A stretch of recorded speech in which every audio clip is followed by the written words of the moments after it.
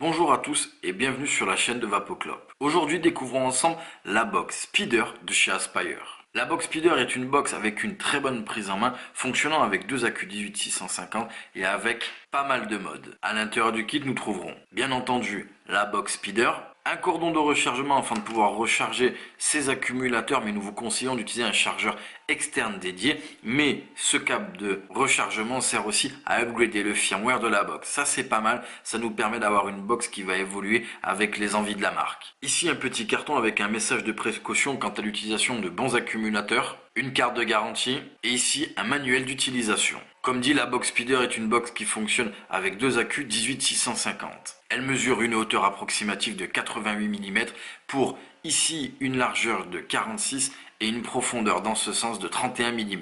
Elle est capable de faire du wattage, du voltage, du bypass, le mode CPS qui est un mode curve, on verra un peu comment ça marche après, un mode contrôle de température en NITI et SS et bien entendu un mode TCR. Elle est capable d'envoyer entre 1 et 200 watts. Nous pourrons contrôler la température entre 100 et 315 degrés Celsius ou entre 200 et 600 degrés Fahrenheit. Elle a un écran ici OLED de 0,96 pouces. Au sommet, nous voyons ici une connexion type 510. En façade, nous avons bien entendu l'écran OLED, le bouton plus, le bouton moins et ici la connexion micro USB. Sur le côté, on voit ici deux bandes grises qui sont des bandes qui sont d'un côté pour le design, mais de l'autre côté, celle où il y a marqué Aspire, c'est tout simplement le bouton Fire. Ensuite, sous la box, nous avons ici des trous de dégazage en cas de problème avec les accumulateurs. Et ici, on le voit, on a un petit clapet qu'on va venir saisir et ouvrir pour pouvoir voir le berceau des accumulateurs. Dans le fond, ça se voit pas très bien à la caméra, mais on a un signe plus et un signe moins, donc il y a un sens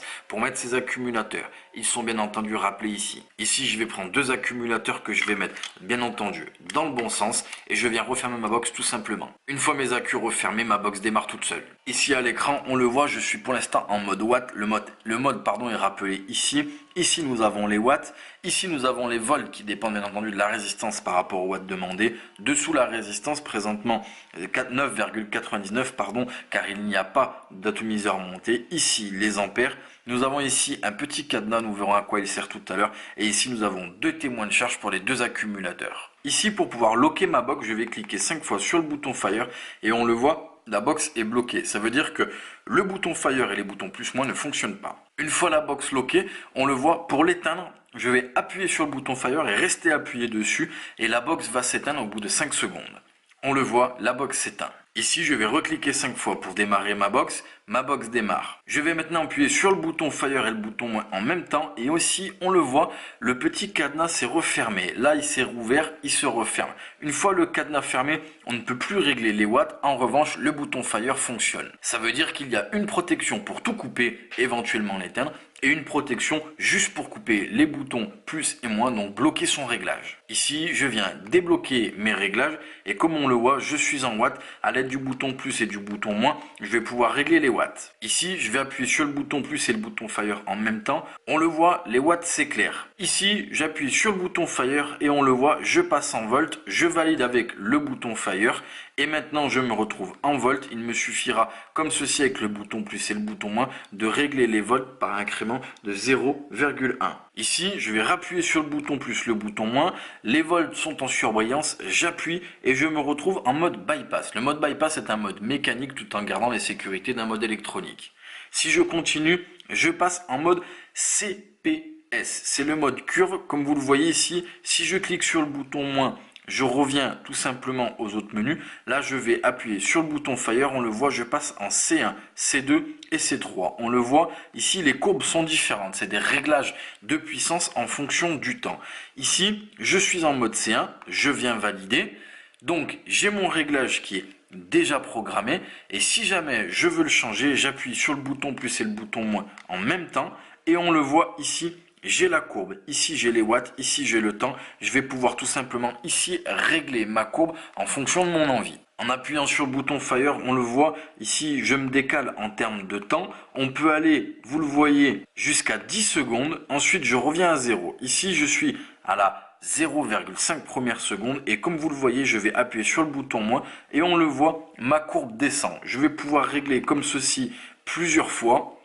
Et donc c'est tout simplement un mode curve et c'est moi qui règle en fonction de mes envies. Je peux avoir au départ plus de puissance, ensuite une puissance que j'ai choisie, ensuite moins de puissance, bref on peut faire tout ce qu'on veut. Pour valider, j'appuie sur le bouton plus et le bouton moins en même temps. Et je reviens au mode. Ici, je vais rappuyer sur le bouton Fire et le bouton plus en même temps. Le mode CPS est en surbrillance. Je continue et je passe en mode de contrôle de température. Pour pouvoir changer en mode ENI ou autre, j'appuie sur le bouton Fire. Et là, on le voit, je peux passer en mode ENI, TI et SS. Je reste sur le mode SS, je valide.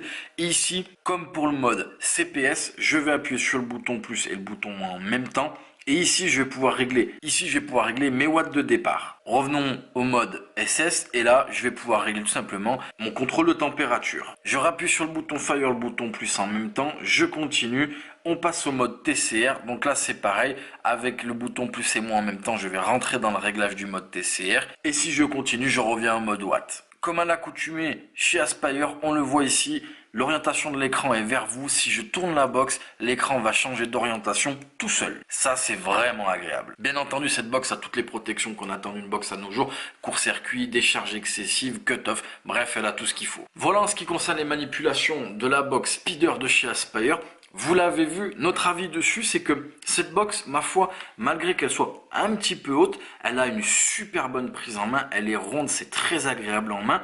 Et en ce qui concerne la prise en main des menus, c'est ultra simple et ultra rapide de pouvoir basculer dans les différents menus et les régler. Parfois, les box sont un petit peu compliquées, il faut aller dans des menus, des sous-menus. Là, sincèrement, c'est super facile. De plus, elle nous paraît robuste et nous l'estimons stylée. Elle a quand même pas mal de modes, donc cette box va pouvoir convenir autant aux vapoteurs débutants, comme on l'a dit, elle est un peu balèze, mais pour le coup elle rentre dans la main, elle est agréable à utiliser en termes de form factor, donc les débutants peuvent être charmés par cette box, et également les vapoteurs avancés. On embarque deux accus 1850, donc on a pas mal d'autonomie, et on peut faire du CPS, donc le mode curve, donc quelque chose d'assez précis. Certains atomiseurs, surtout les reconstructibles, parfois demandent une précision en termes de watts et une variation, donc ça peut être agréable à utiliser comme des modes tout simples avec le wattage et les volts. Bref, elle va charmer beaucoup de monde. Voilà, ce sera tout pour la box Speeder de chez Aspire et nous vous remercions d'avoir regardé cette vidéo sur la chaîne de Vapoclop.